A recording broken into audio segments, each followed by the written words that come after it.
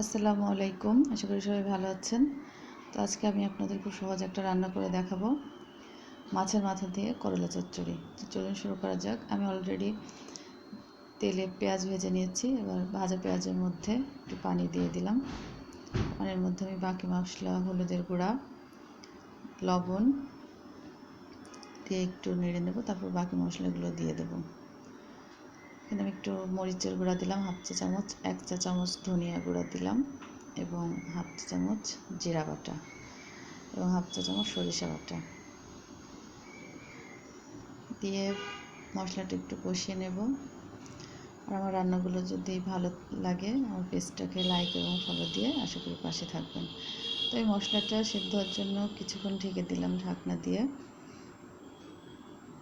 কিছুক্ষণ অপেক্ষা করার পরে যে করলা এবং আলু কেটে রেখেছি সেটা মশলার মধ্যে দিয়ে দেব।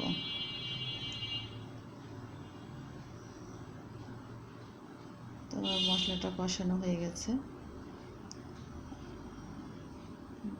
এবার আমি করলাটা দিয়ে দিলাম।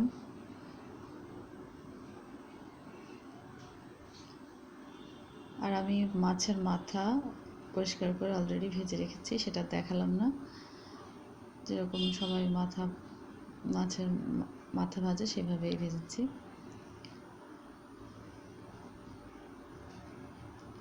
এখানে আমি কোনো পানি অ্যাড করব না। এখন সবজিতে যে পানি আছে সেটাতে মোটামুটি কষানো হয়ে যাবে। করলা রান্না এমনিতে তাড়াতাড়ি হয়ে যায়, আলুও তাড়াতাড়ি সেদ্ধ হয়ে যায়। তো এই মাছের মাথাটা দিয়ে দিলাম।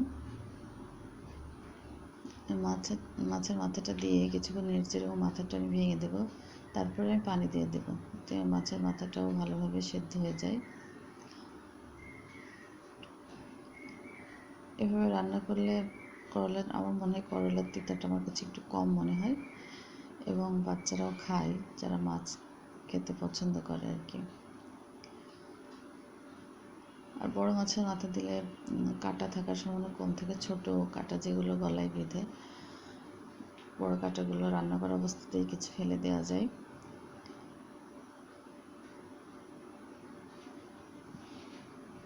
সেহেতু গলায় কাঁটা ফুটে যাওয়ার ভয়টা কম থাকে।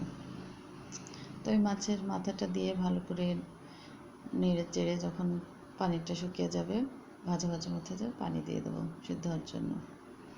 তো আমি পানি দিয়ে দিলাম, দিয়ে এবার ঢাকনা দিয়ে ঢেকে দেবো।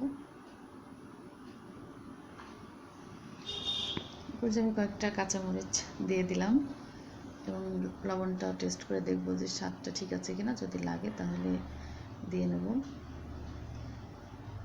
যে আমার করলা চচ্চড়ি প্রায় শেষের দিকে, পানিটা শুকিয়ে গেলেই হয়ে যাবে। যে কাঁটাগুলো দেখা যাচ্ছে আমি এগুলো ফেলে দিচ্ছি। ঝোলটা শুকিয়ে আসলে মাখা মাখা হয়ে আমি নামিয়ে ফেলবো। যে আমার করলা চচ্চড়ি মাছের মাথা দিয়ে হয়ে গেছে। এবার একটি সার্ভিসিং ডিশে নামিয়ে নেব।